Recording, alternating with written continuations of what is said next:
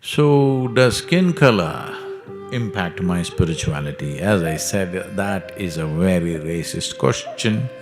The idea is to be always conscious that your physical self is just an outcrop of the land that you walk upon. Your mind is. So the important thing is your body and your mind should not become an impediment.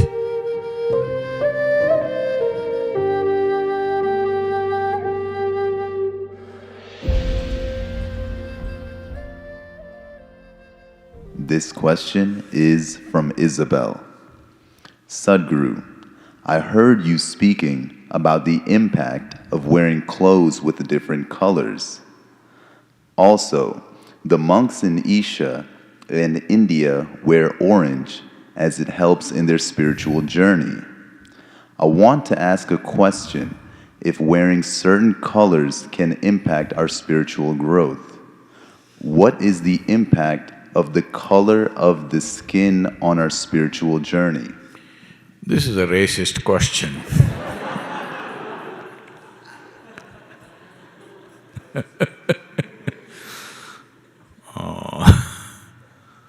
Well, the monks in India don't wear orange clothes, they largely color their clothes with the soil, with red earth, because we want to exist here as understanding always, existentially understanding, experientially understanding that what my body is just an outcrop. So there is a tradition in India of going and meditating near anthills. In this part of the world, I have not seen anthills growing like this. Do you have? I have not seen any in this region. But in southern India, everywhere in the country, generally in the tropical country, the anthills grow like that, and people believe, or for a long time believed that this is a snake house. Because snakes go inside in search of some protein, because the termites are super rich in protein.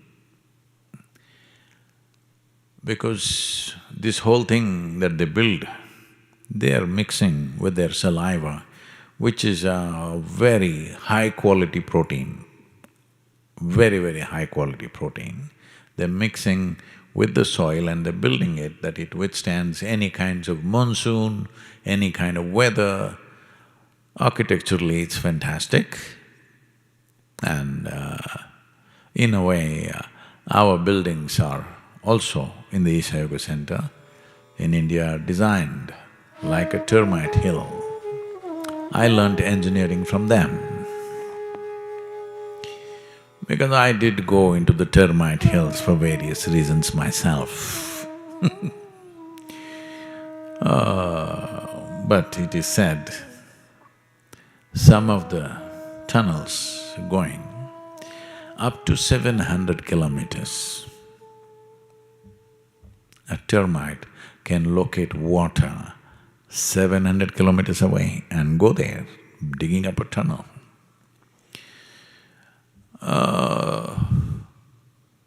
A lot of people who don't have any water divining capabilities have this tendency to believe where there is a termite hill, there will be water, and they dig wells near a termite hill, but it could be 700 kilometers away. It's happened to quite a few people that they did not find any water. Sometimes it is true. So, the idea is to be always conscious that your physical self is just an outcrop of the land that you walk upon. That's not of great significance. Keeping it well is important. Keeping it well is important not to flaunt to other people, but keeping it well is important so that it doesn't come in your way. It doesn't come in your way means, if your body becomes troublesome because of, let's say, some health issue, then 100% of your attention will be only on that body. Taking care of the body will be 100% of your time and life.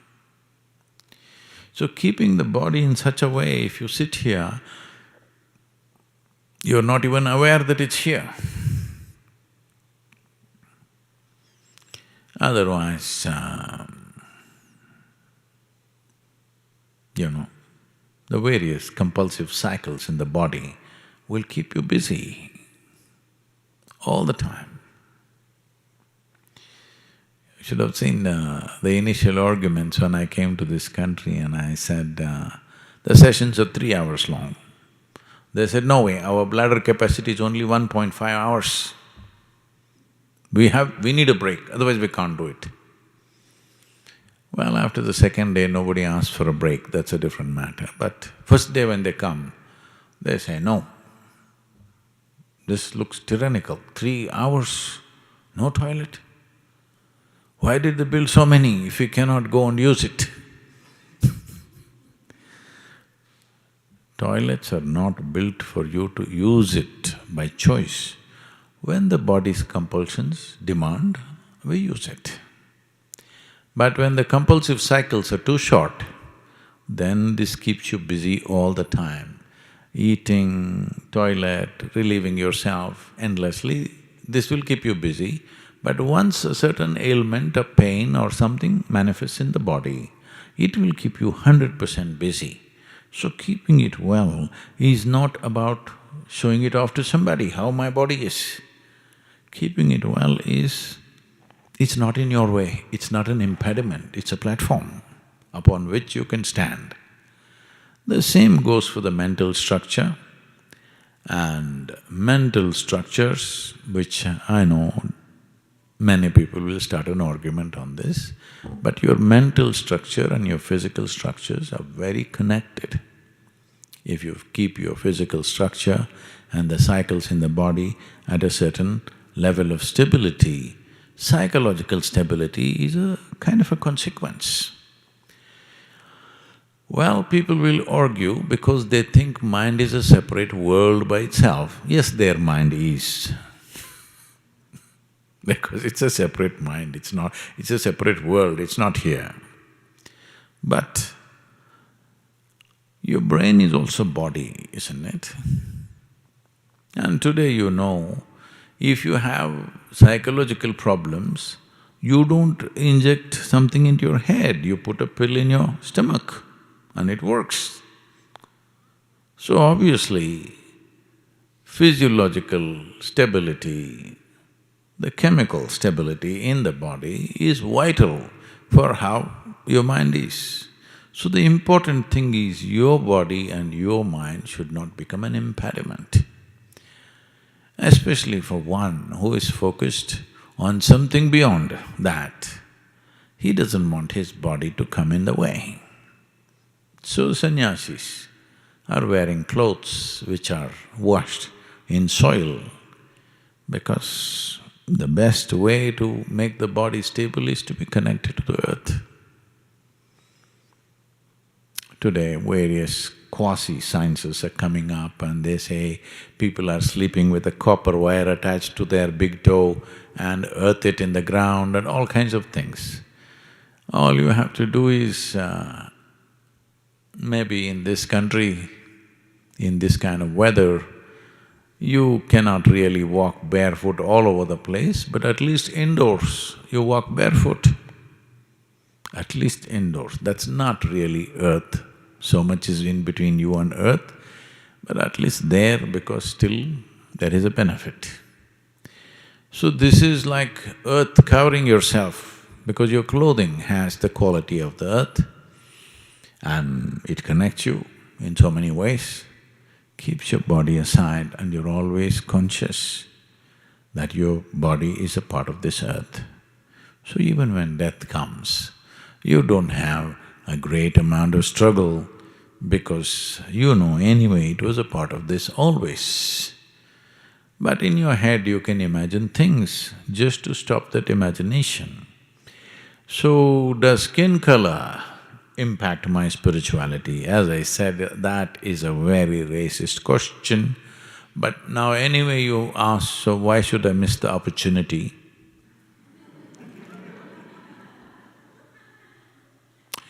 This is the best skin color.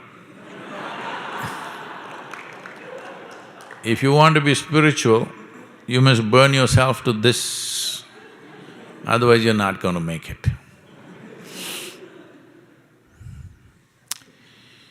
So based on skin color, will you get there or not?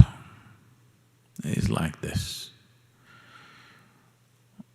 I was, the other day, 2 days ago, I was driving out near Fall Creek Fall, and two guys, little soaked up in mud, and they suddenly came out of the forest. They had parked their truck somewhere close by, and they came towards the truck. Then I saw they were carrying crossbow, they had arrows and a crossbow. So they're hunters. When I looked at them, the first thing, the way they were soaked in earth, because they've been lying there somewhere, and previous night there has been rains in the area, so they're all kind of a little damp with that. It reminded me of my days in the forest. Well, I never took a crossbow because I had no intention of hunting, but just being in the forest. After a week, these guys were out just for a couple of hours or maybe a few hours.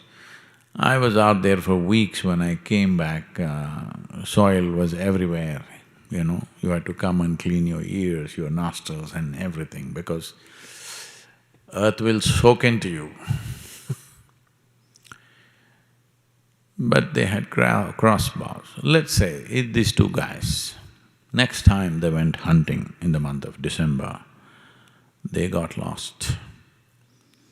The game warden had told them, when you get lost, don't worry. If you get lost in the mountains, don't worry, just fire 3 shots in the air. I will come and find you. So they got lost and they fired 3 shots, nothing happened. They left another 15 minutes, fired 3 more, nothing happened. Another 15 minutes, they fired 3 more, nothing happened. Then they got desperate. Then one guy said, I have only 3 arrows left.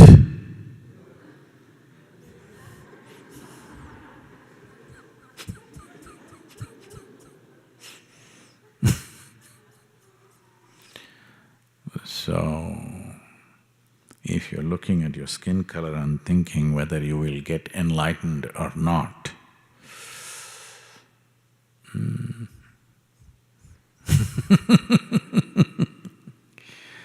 well, you're really not even going skin deep, This is the color of the skin is not even skin deep, It's too much surface. Don't stay there. You need to get a little deeper than that. So